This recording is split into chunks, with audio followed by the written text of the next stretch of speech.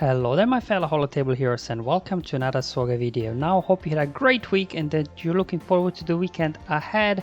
But first we have a new galactic challenge to deal with. This time we are taken to the planet of Hoth.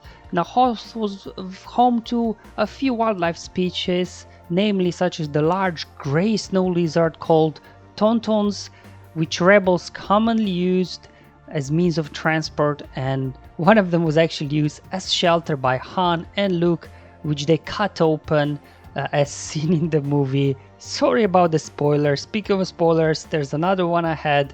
You can't really talk about Hoth wildlife without mentioning the predators known as Wampa. Now we all know about the scuffle that Luke and one of the Wampas had, in which Wampa lost his arm. Now karma is a funny thing, isn't it? As we know, Luke himself lost a hand in a fight versus Vader. So for today's challenge, unfortunately we are not fighting Wampas. We will be going up against a squad of separatist droids over there, and we have to use clone troopers to get the max rewards. Now obviously, as always with these clone ones, you will start off with your 501st core of your 501st clones, and then as the fifth one, we'll be using one of the Bad Batch. Probably if you do have Bad Batch all leveled up, it's probably a very straightforward thing to achieve this. If not, there is a way to do it. Even with my gear rate 3-star Echo, I was able to get this done. Sorry, Bad Batch Echo, just to clarify, because we got 2 Echoes. As always, I'll cover the modifiers, the feats, show you the mods, and explain some of the mechanics of the clones team. If you're not interested, you just want to skip through to the battle, and this one I'll show you 3 battles actually. So the first one, we'll do the clone battle, in which we will get 3 out of 4 feats done. And then for the 4th feat, I have 2 battles there for you. In one, I'll be using just a standard Padme team to get offense up 20 times. Now that one is a little bit, tricky sometimes. So if you do have Galactic or Legend Rey, in the final battle in this video, I'll show you how you can use Padme with Rey just to get his feat done very easily, because then Rey can just keep everybody alive while the rest are doing everything else. Because until now I didn't really show Galactic Legend in these videos, but I do sometimes get a request, hey, is it an easy way to do this with Galactic Legend? So I thought, okay, you know what, if you do have Rey, you can do this very easily as well. Anyway, let's get into it. The global modifier for Hoth, because we know it's freezing during nightfall, temperature falls below 60 degrees Celsius, and because it's so cold, our guys will be getting frostbite, and so the enemy. Anytime they take a turn, they gain a 1 stack, and once they reach 10 stacks of frostbite, they will be instantly defeated. So to counter that, we do get thermoregulate ability. So whenever you use that on one of your units, an enemy gets the same, then you lose 2 stacks of frostbite. And then we've got the Dauntless Courage, that's the clone modifier. So whenever we do gain a buff with our clones, we'll be getting some stacking offense and damage, which is nice, but it won't really make a whole lot of difference. I guess if you do have Bad Batch, this would have a bit bigger impact because they gain so many buffs all the time. With 501st, this won't really make all that much of a difference. And then even though those are separatist droids, it's a droid challenge, so they will be gaining droid modifier, not the separatist one, and that's actually a bit better because the separatist modifier is really good. Here they will just get some little bit extra offense and as well a little bit of extra protection recovery on top of the protection recovery that Grievous team themselves have already built in. Now for the feats, obviously you have to complete the battle, we have to gain offense up 20 times, and that's the one that I'll do with Padme. And then as well you have to attack 20 times out of turn. That's not an issue with clones because Echo keeps assisting, and then Arc Trooper, he can counterattack. 5's counterattacks can call somebody for an assist, so we'll get plenty of attacks out of turn. That's not an issue. And of course we will be using a full squad of clone troopers to get max rewards, this time yet again. Okay, so these are the clones here that I use to get max rewards. So I'll go with Rex lead for the extra bonus turn meter that you do get from Rex whenever your guys are critically hit. And obviously you will want to have your Rex modded for speed 288, so by no means the fastest Rex out there, but it's more than enough to outrun the enemy in the beginning. Because of his unique, he and his 501st allies will be getting extra speed. Now we will have 4 501st allies in here, which means that all of them will be getting 16% speed extra. So just keep that in mind when you're calculating speeds, which we'll talk about once we get to Bad Batch Echo. And obviously what you want to do is just stall the battle until aerial advantage comes online, and then you can just one-shot Grievous and then clean up the rest. That's pretty much it, how this battle will work. Up next, fives. You know, mods on fives again don't really matter all that much. I think at the end of the day, he's here just for his sacrifice. So one of the clones gets defeated, fives will then sacrifice and be defeated instead of them. We all know how fives works, and then we'll boost the stats on the rest of the 5 of first clones.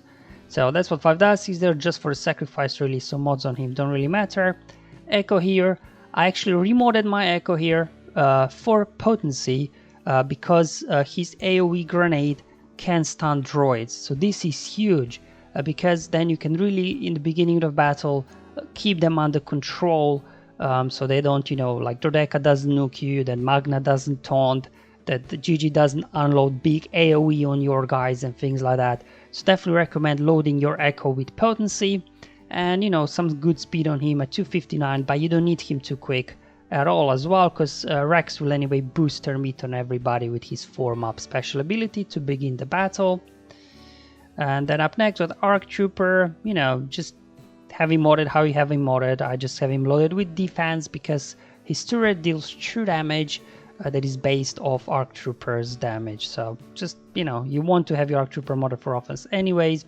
And finally, the Bad Batch Echo. You don't need this guy very high gear, high stars. You see mine's only 3-star, gear 8, it doesn't really matter because his ability never any doubt.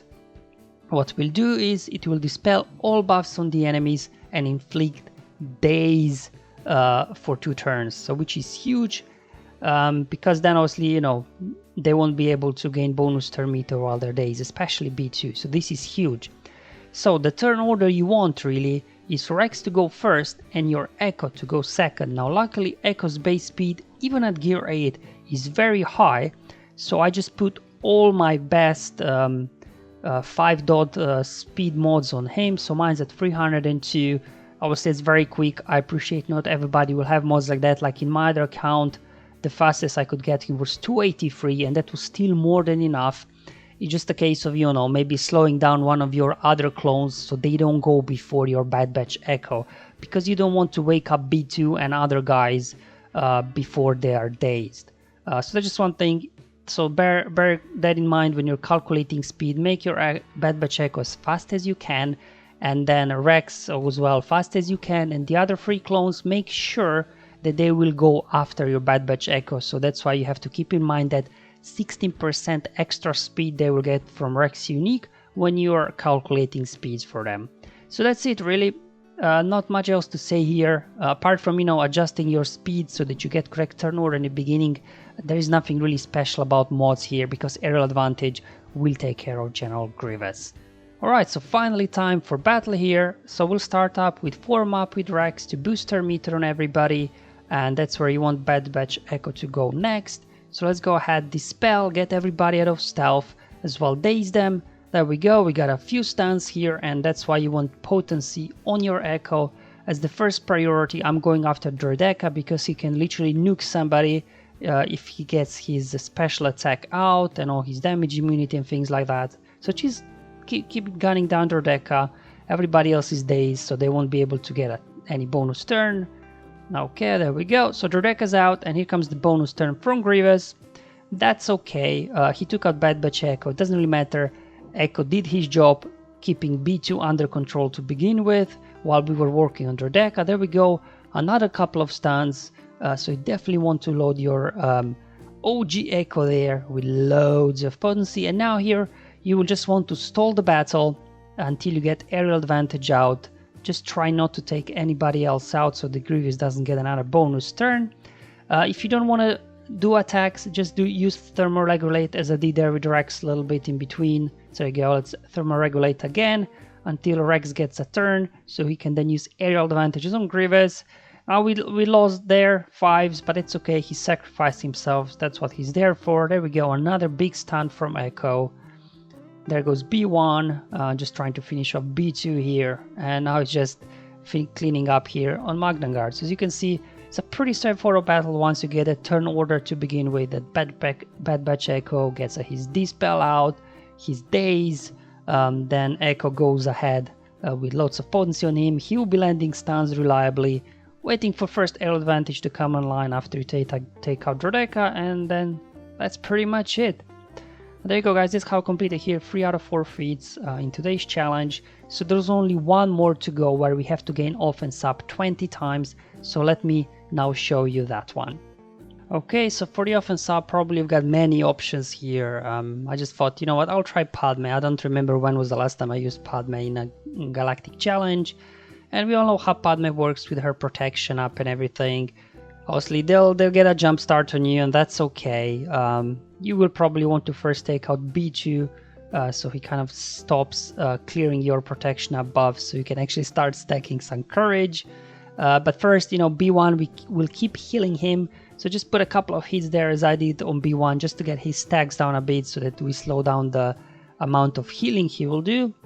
Because landing healing immunity on B2, you know, it's a bit hard sometimes to begin with.